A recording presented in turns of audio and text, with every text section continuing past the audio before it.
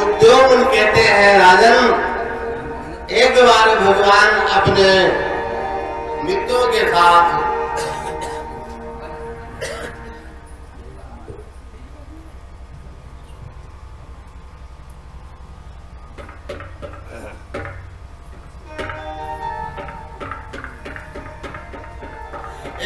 प्रभु अपने मित्रों के साथ ब्रह्मांड घाट पर थे और प्रभु ने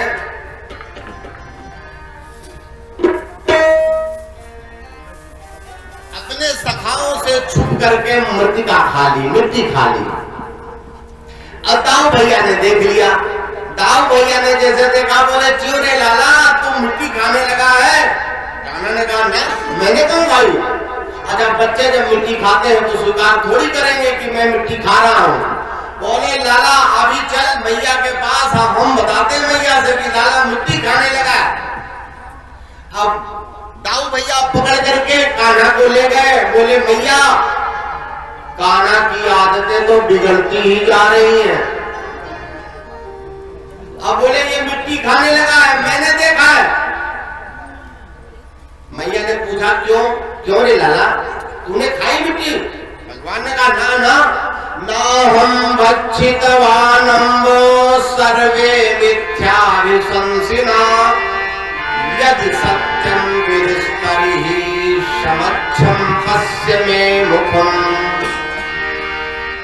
मैया मैंने मिट्टी नहीं खाई। अगर आपको विश्वास नहीं है तो मेरा मुख खुलवा के देख लो। बोले लाला तो फिर तुम मुख खोल ही दे। मैया ने कहा विश्वास करो मैंने खाया नहीं है। मैया कहती ना ना तू लाला मुख खोल ही दे।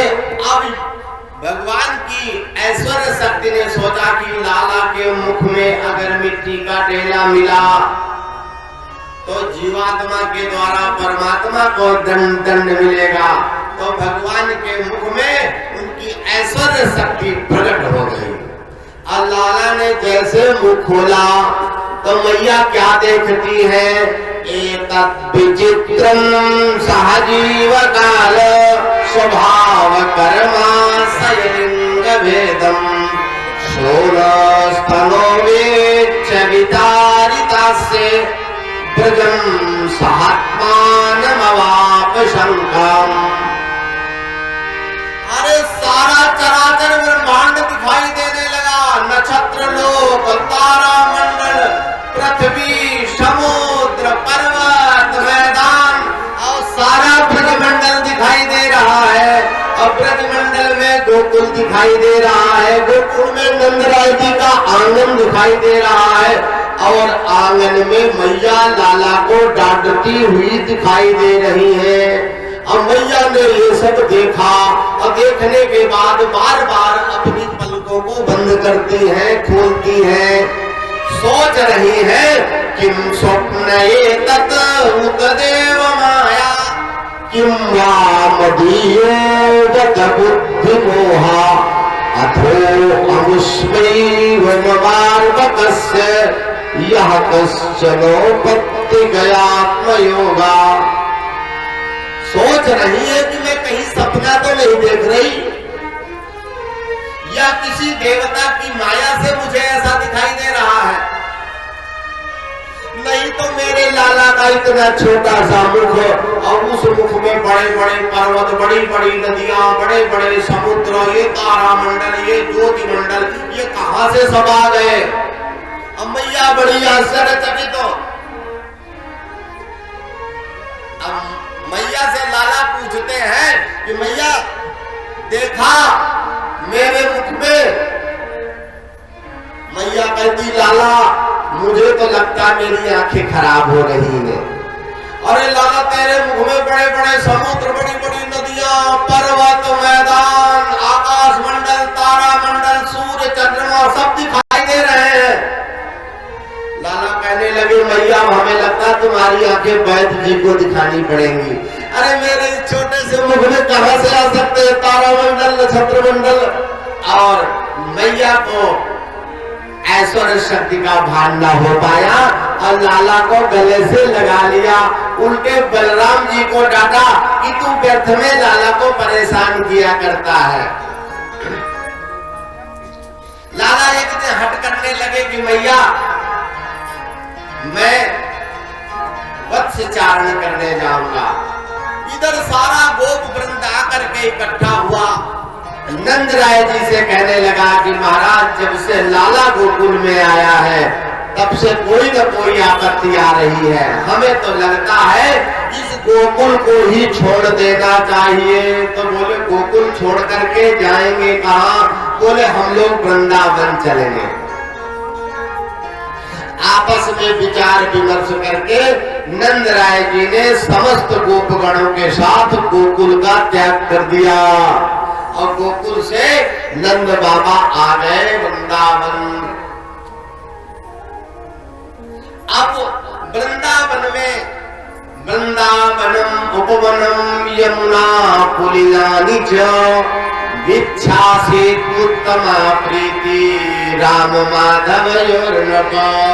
और जब प्रभु बलराम जी के साथ आए आके देखा यमुना का किनारा, गिरिराज की तलहटी, वो हरे भरे वन, तो प्रभु का मन मयूर नाचने लगा कि इतना सुंदर वृंदावन। अब तो हट करने लगे, बोले मैया मैं गोचारण करने जाऊंगा। मैया ने कहा लाला अभी तू बड़ा छोटा है, गोचारण करने कैसे जाएगा? लेकिन लाला के हट के आगे मैया को झुकना पड़ा। मैया ने कहा लाला ऐसा है तू वत्स चारण करने जाया कर, बछड़े चराने जाया कर। अब मैया की बात मान करके एक दिन आचार्य जी के द्वारा पूजन करवाया गया गोधन का और लाला को वत्स चारण की अनुमति मिल गई। अब तो लाला वत्स चारण करने जाने लगे। अब बछड़ा चराने जाते हैं तो हाथ में प्रभु के मुरली है, अब बंसी बजाते जाते हैं। उस बंसी का भुवन मोहन स्वर है और सभी गोप गोपियां चाहती हैं कि लाला इस मुरली रव करते हुए जब जाए तो मुरली रव करते हुए जाए और वापस भी ऐसे आए। उस मुरली के सम्मोहन में सभी गोप गोपियां बन गए और गोपियां तो सारी बावरी जैसी हो गई। गोपियां कहती है हमें तो लगता है ये जो मुरली है ये हमारी सौत है, ये एक क्षण भी कान्हा से अलग नहीं होती और ये तो महारानी की तरह प्रभु से सेवा करवाती है। अरे हम लोग तो चाहती प्रभु की सेवा करें और ये सेवा करवाती है। अपना तो कहती मैं थक गई हूँ, मेरे आराम करने के लिए बिस्तर लगा दो, तो प्रभु अपने ओठों का बिस्तर दे देते हैं उसे। फिर कहती देखो मैं बहुत थक गई हूँ, मेरी चरण सेवा करो, तो अपनी उंगलियों से चरण सेवा करते हैं। और जब भी प्रभु एक बार भी मेरी ओर देखना चाहते हैं तो गर्दन हिला देती है। इस तरह मुरली की निंदा करती है। दूसरी गोपी कहती देखो तुम्हें तो मुरली में दोष नजर आ रहे हैं और मुरली में गुण भी बहुत है। प्रभु ने ऐसे थोड़ी स्वीकार किया मुरली को। अरे मुरली ने एक पैर से खड़े रह करके कितने वर्ष तपस्या की।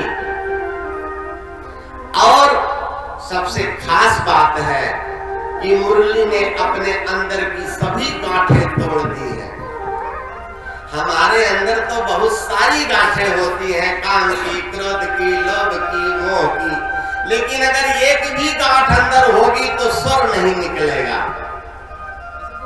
और भगवान के विरह में खुद जली है, तब प्रभु ने स्वीकार किया। और दूसरी सबसे बड़ी खास बात मुरली की है कि जब भी बजती है तो मीठा बजती है और बिना बजाए बजती नहीं। भगवान तो केवल प्रेम के भूखे हैं। नारद भक्ति सूत्र में नारद जी कहते हैं अनिर्वचनीयम प्रेम स्वरूपम, प्रेम का स्वरूप अनिर्वचनीय है, कहा नहीं जाता। कैसा स्वरूप है?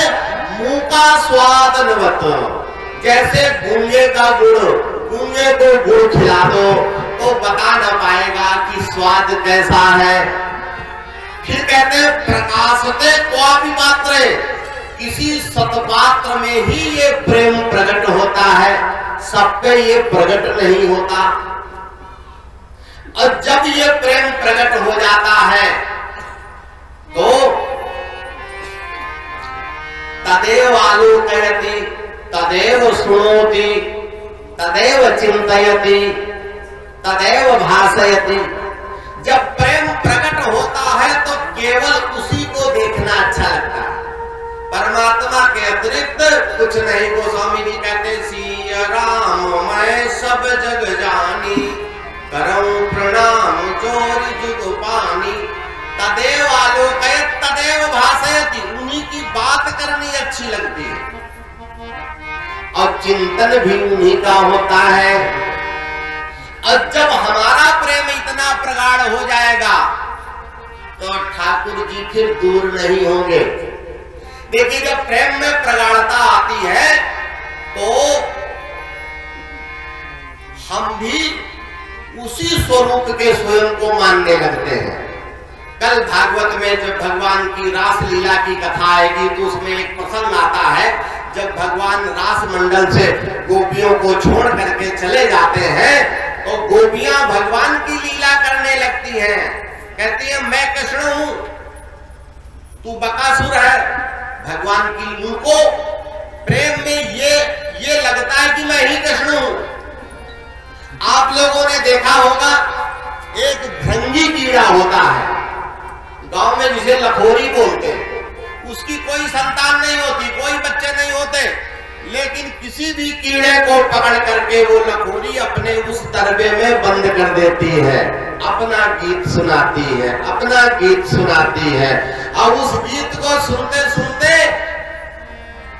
तद्रूपता प्राप्त हो जाती है। वो चाहे मच्छर पकड़ दे, चाहे मक्खी को पकड़ के बंद कर दे, कुछ समय के बाद वो कीड़ा लखोरी बन जाता। और सतत जब हम चिंतन करेंगे, गोपियों का प्रेम ऐसा थोड़ी था ना। प्रेम की सबसे बड़ी परिभाषा है कि अपने लिए हम कुछ ना चाहें। तत्सुखे सुखित्वम नारद भक्ति सूत्र। जैसे सांसारिक प्रेम में सबसे स्वार्थ रहित प्रेम मां का होता है। अम्मा का अपने बच्चे से इतना प्रेम होता है कि माघ पूस की ठंडी रातों में जब बच्चा अपनी मां के पास लेटा होता है और बिस्तर गीला कर देता है तो मां लाला को सूखे की तरफ लिटा करके खुद गीले बिस्तर में सो जाती है।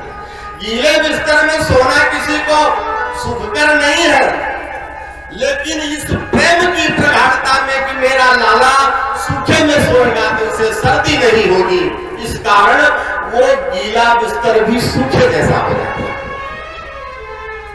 अब सोचो एक बच्चे को पालने में मां कितना बड़ा त्याग करती है। आज बड़ी विडंबना समाज में देखने को मिलती है, लोग अपने बुजुर्गों का सम्मान नहीं करते। अरे तुम सारी उम्र भी लगा दो तो भी मां के कर्ज से कोई ऋणमुक्त नहीं हो सकता। हमारे शास्त्र तो ये कहते हैं कि व्यक्ति सन्यासी भी हो जाए तो सन्यासी भी संन्यास लेने के बाद वो दंड जब ले लेता है तो पिता के लिए भी प्रणम्य हो जाता है, लेकिन वो मां को प्रणाम करता है। सैकड़ों गुना पिता से भी बढ़कर के मां होती है, इसलिए मां के ऋण से कोई मुक्त नहीं हो सकता। तो प्रेम की बात होती कि तत् सुखे सुखित्वम, हम सुखी हो, उसी में हमारा सुख है। गोपियां अपने लिए कोई सुख नहीं चाहती, वो चाहती है कि कान्हा सुखी रहे, कान्हा सुखी रहे। ये है प्रेम की पराकाष्ठा।